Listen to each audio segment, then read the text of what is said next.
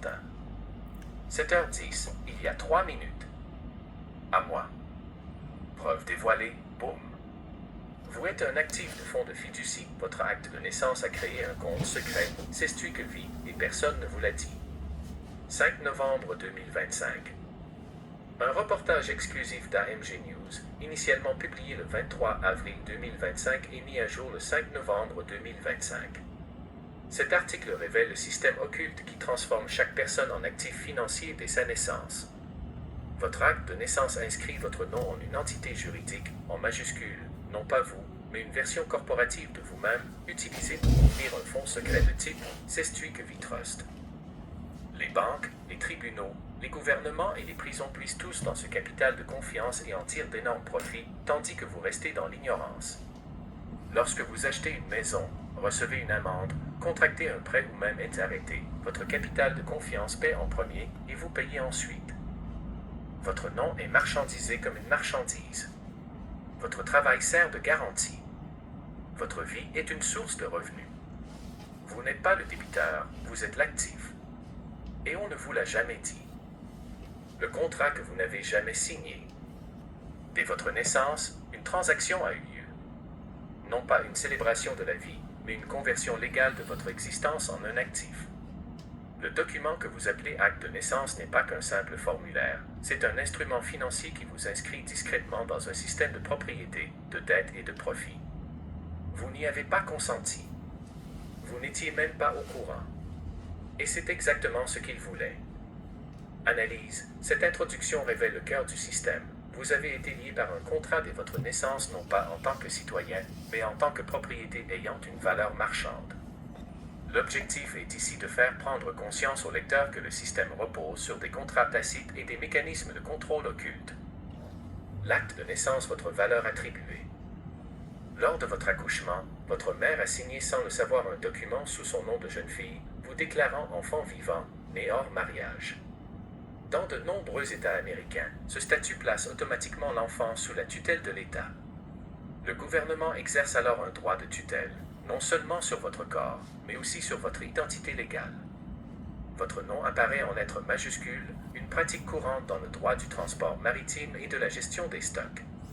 Ce nom, connu des milieux juridiques et financiers, ne vous désigne pas, mais vous représente une fiction juridique, une entité créée à des fins commerciales.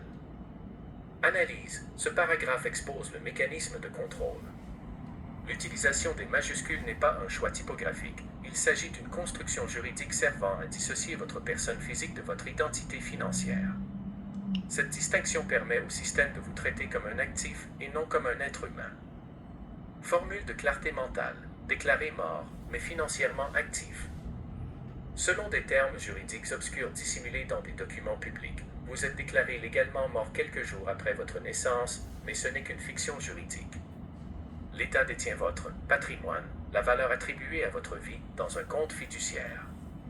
Ce compte est géré par des fonctionnaires formés à cette structure financière opaque, et les actifs associés à votre nom sont activement négociés sur les marchés mondiaux. Votre confiance est réelle. Elle existe. Et elle rapporte. Mais pas à vous. Analyse. Cette partie du système est pourtant bien visible. L'idée de vous déclarer décédé est un subterfuge légal qui permet à l'État de s'approprier le potentiel économique de votre vie. Votre identité est scindée, vous êtes vivant, mais votre patrimoine est géré comme une succession distincte, détenue par l'État. L'homme de paille est le Cestuique Trust.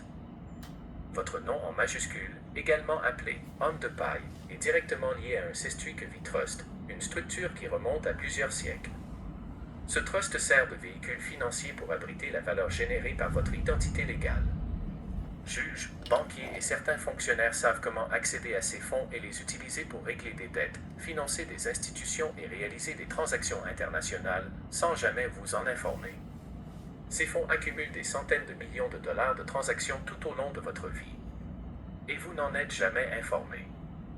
Analyse. C'est là que réside la supercherie fondamentale, un système juridique et financier qui génère de la richesse grâce à votre existence, à votre insu et sans que vous en tiriez profit. Vous êtes le moteur du système, mais quelqu'un d'autre en détient les clés. L'arnaque hypothécaire. Comment votre fiducie achète votre maison 2 fois. plus fréquente de fraude hypothécaire est lorsqu'un fraudeur convainc une personne d'agir à titre de prête-nom, ce qui signifie demander un prêt hypothécaire au nom d'une autre personne. Le prête-nom est responsable du prêt hypothécaire et pourrait être tenu criminellement responsable de la fausse déclaration. Fraude immobilière, vol d'identité.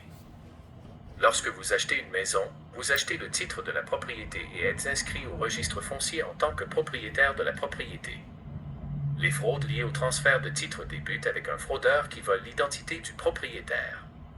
Cela permet à l'escroc d'utiliser l'identité du propriétaire pour obtenir un nouveau prêt hypothécaire sur la propriété, de vendre la demeure ou de transférer à son nom le titre d'un bien libre d'hypothèque.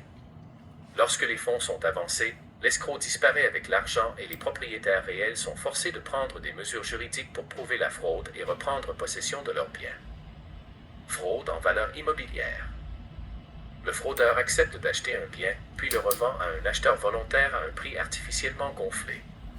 L'escroc trompe un prêteur hypothécaire ou un acheteur en dénaturant la valeur de la propriété ou la valeur des rénovations prétendues ou en fournissant des approbations forgées à l'acheteur, au prêteur ou aux deux. Fraude de saisie immobilière. L'escroc cible les propriétaires à faible revenu ou les propriétaires à risque de ne plus pouvoir rembourser leur hypothèque. Le fraudeur offrira un plan de consolidation dans le cadre duquel il fournit une avance au propriétaire pour qu'il paie ses factures immédiatement. Le fraudeur recueille ensuite les paiements de dettes et prétend les utiliser pour rembourser le prêt hypothécaire. Cependant, les remboursements du prêt hypothécaire ne sont jamais versés. Le fraudeur peut même refinancer ou vendre le bien dans le cadre de la consolidation et disparaître avec l'argent. Le propriétaire initial ne possède alors plus le titre de sa propriété et devra entreprendre des procédures de recouvrement des dettes. Fraude pour obtenir un domicile.